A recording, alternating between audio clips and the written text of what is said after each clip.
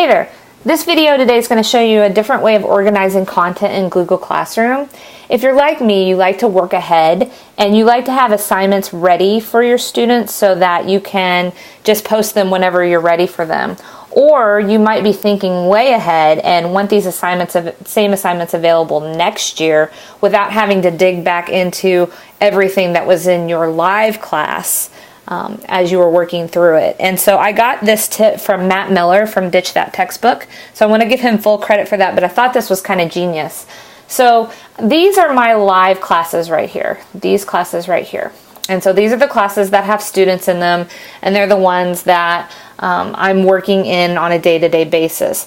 But I want to organize those assignments ahead of time for those students, and I want to have a way of storing them so they're in the same place from year to year to year, because eventually I'm going to archive these live classes, but I want to be able to have one place where I can find everything that I need. And so what I've done is I've created a class called Lesson Storage. And in this class, there are no students, but this is where I kind of work ahead. Now you could do this a separate class for each subject that you teach, or you could do a separate class for each unit that you teach. So if you only teach U.S. history, you could do a separate class for each unit, and then each unit would have its own organized place where you stored those assignments that you're going to use year after year after year. This is another good thing to use for assignments that you use on a pretty regular basis for like bell ringers, things like that. You could have a separate class for bell ringers as well. I just think this is really genius. So let me show you how it works. Okay, so we're going to put this lesson storage here, and you're going to see in the stream that I've already started to create some assignments that I want to use later on. But I want to show you how it works. So it works the same as in a live class. You're going to click the plus button, and then you're going to create the assignment.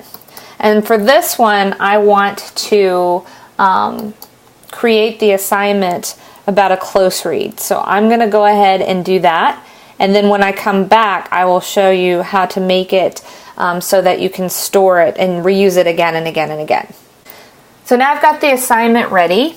And so I've given it a name, and I've given the students some instructions. They're going to use ScreenChomp to complete a sentence template, and they're going to take a screenshot of it and attach it. Since this is where I'm storing my lessons, I'm going to make the due date no due date. And to do that, you click on due date, and then you click this little X. And so it gives it no due date. And then if I needed to, I could attach some things here, but I don't need to for this lesson. So I'm just going to go ahead and assign this. Now it's not pushing out to anybody because there's no students in this classroom, and because it doesn't have a due date, it doesn't matter. It's just these are ones that I can use kind of as storage. So this is my storage class. So if I'm ready to go out and assign it now, all I have to do is go to Classes and go to the live class I want to use. So in this instance, I'm just going to use this class. So I'm going to click the plus button and go to Reuse Post. And it's going to pop up and ask me which class I want to reuse a post from. So I'm going to go ahead and go to the Lesson Storage class and hit Select. And then I'm just going to go to this one I created and reuse it. And so it gives me all the options. I can change my due date now. I can change the time. I can change all of those things. So I can go ahead and assign it. And now this one will push out to my students. So now this lesson that I had stored is out to my students, and I didn't have to remake that lesson. So this is a good way to organize assignments so that you can use them from year to year, or if it's assignments that you use on a daily basis. This is a good way to push that out to save you a little bit of time so you're not constantly recreating those assignments manually. So thanks for watching this video today, and I hope you have a great day.